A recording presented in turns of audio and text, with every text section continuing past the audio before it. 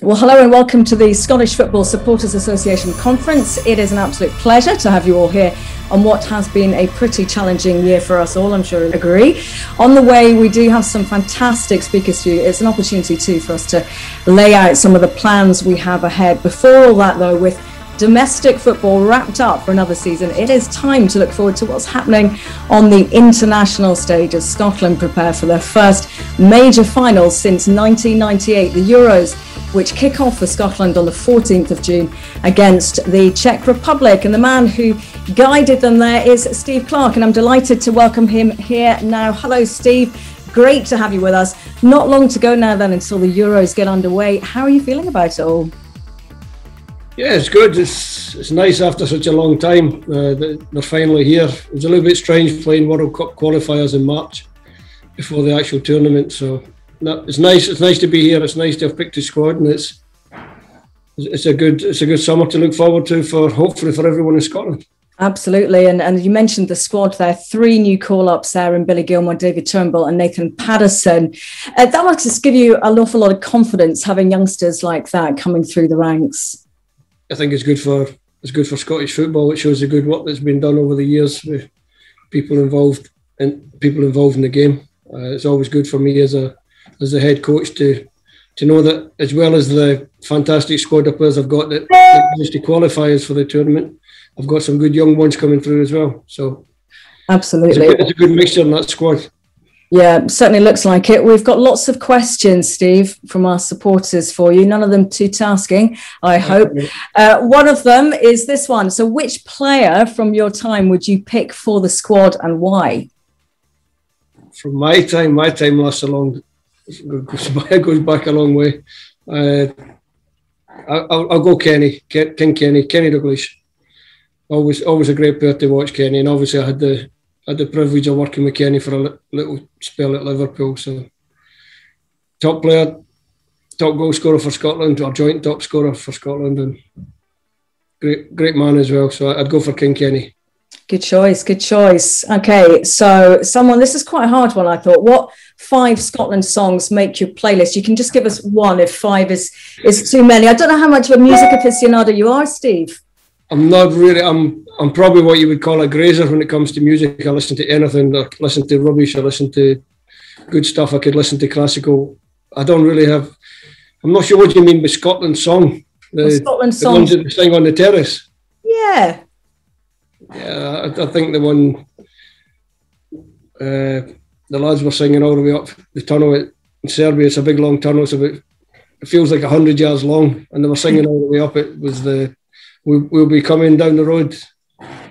Brilliant. How about the Baccarat song? Are you a fan of that one? It's not really my favourite. Going back to my disco days, it didn't really get me up on the dance floor, but there you go. Listen, it was a good song. It fitted the moment well.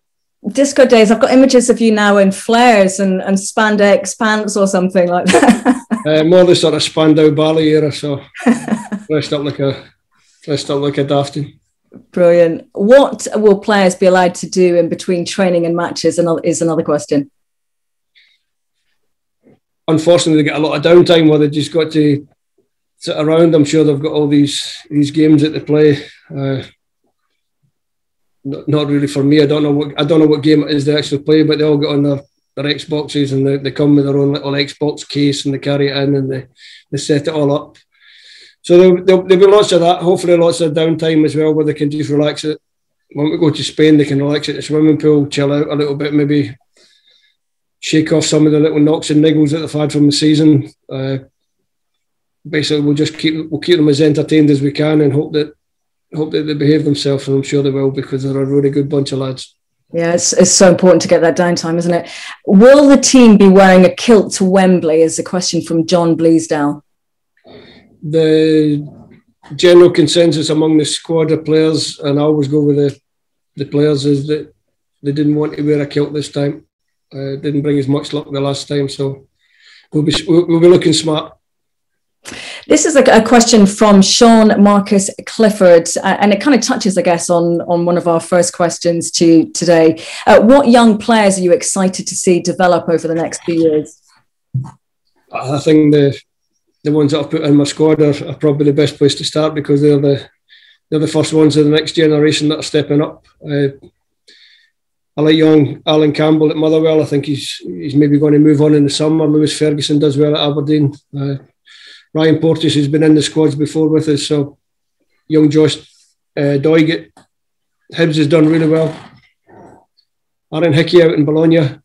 You know, these players are there. We know they're there. Ryan Golding, Portugal, probably a little bit unlucky not to be in the final 26 this time, Ryan. So plenty of good young players coming through, and hopefully we can manage them well and get them all through together. Yeah, so this is another question for you. What would it mean to be the first Scotland side to get past the group stages here? Yeah, it would be great. I think we'd cement the lads as legends. I think if you're going to the tournament with that ambition, I think it's a realistic ambition. We go there to be competitive. We go there to get as many points as we can, and if that's enough points to get out of the group and into the knockout stages for the first time ever for a men's national team, then that would be fantastic. I suppose this is a question from some of our younger supporters that they might want to hear. Did you play schools football? I did. I played for St Mary's Primary, and then I played for St Andrews Academy in Saltcoats. And when I was a youngster, really young, I was about 2'6". I was tiny, but so were the goalkeepers. And I remember one season for St Mary's, I must have scored about 60 goals, and all I did was hit the ball high into the net. So if you're playing for your school team, hit the ball high, you normally score. Who was the biggest influence on your career? My dad, without a doubt. My dad was the man. He dragged me down the park almost every weekend. I had my dad, my brother was a player, professional player. My uncle was a professional player. So we had good times down the park learning. They taught me a lot, but no, absolutely 100% my dad. Yeah. And what about fans? What will it mean to have fans watching? Because it's been an awful long time since we've seen them at football. Football is for supporters. The behind closed doors game served a purpose. We're good. Obviously kept the football up and running, but it's not the same when you've got people on the ground and you've got that atmosphere and you've got that little edge and you've got people shouting abuse at you or giving you loads of support. It makes such a difference. We went to Israel in March, and there was 5,000 people in the stadium, all Israeli supporters. But even to be in that stadium when the atmosphere was good. Only small numbers for the tournament in the summer, but I'm sure the Tartan Army will make themselves heard.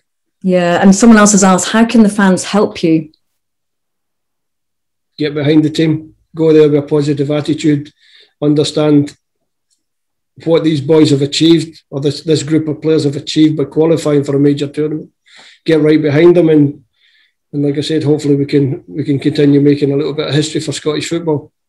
And just a couple more questions. What sort of inspiration will you draw on when you give the team talk against England? This one's in from Gav.